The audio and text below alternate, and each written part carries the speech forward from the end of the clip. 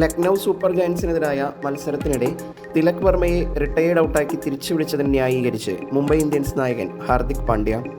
വളരെ ആലോചിച്ച ശേഷം ടീം മാനേജ്മെൻറ്റ് സ്വീകരിച്ച തന്ത്രമായിരുന്നു അതെന്ന് ഹാർദിക് പറഞ്ഞു. ലക്നൌവിനെതിരായ മത്സരത്തിൻ്റെ തലേന്ന് പരിശീലനത്തിനിടെ തിലക് വർമ്മയ്ക്ക് പരുക്കേറ്റിരുന്നു.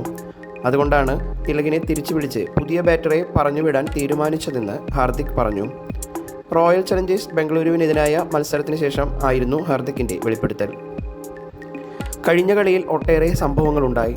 ആളുകൾ അതിനെക്കുറിച്ച് തോന്നിയതൊക്കെ പറയുന്നു. എന്നാൽ ആ മത്സരത്തിൻ്റെ തലേന്ന് തിലക് വർമ്മയ്ക്ക് പന്തുകൊണ്ട് ഏറുകിട്ടി പരുക്കേറ്റ കാര്യം അവർക്കറിയില്ല. അവനെ തിരിച്ചു പിടിച്ചത് ഒരു തന്ത്രമായിരുന്നു. കാരണം ഏറുകൊണ്ട വിരലുമായി തിലക് അവിടെ നിൽക്കുന്നതിനേക്കാൾ പുതിയ ബാറ്ററെ വിടുന്നതാണ് ഉചിതമെന്ന് പരിശീലകന് തോന്നി, ഹാർദിക് പറഞ്ഞു. RCBക്കെതിരായ മത്സരത്തിൽ 29 പന്തിൽ 4 സിക്സും 4 ഫോറും സഹിതം 56 റൺസാണ് തിലക് വർമ്മ നേടിയത്. എന്നാൽ അതിനു മുൻപ് ലക്നൌവിനെതിരായ മത്സരത്തിൽ 23 പന്തുകൾ നേരിട്ട തിലകിനെ വെറും 25 റൺസ് എടുക്കാനേ സാധിച്ചുള്ളൂ.